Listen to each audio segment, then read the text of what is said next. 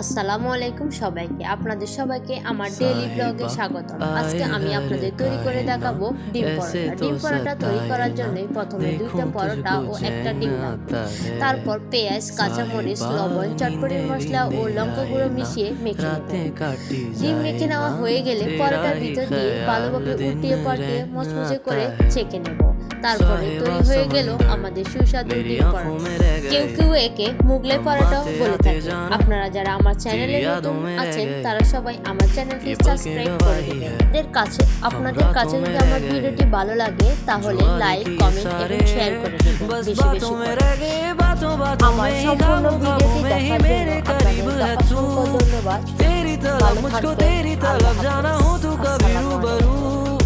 शोर शराबा जो सीने में है मेरे, कैसे बयां मैं करूं। हाल जो मेरा है मैं किसको बताऊं।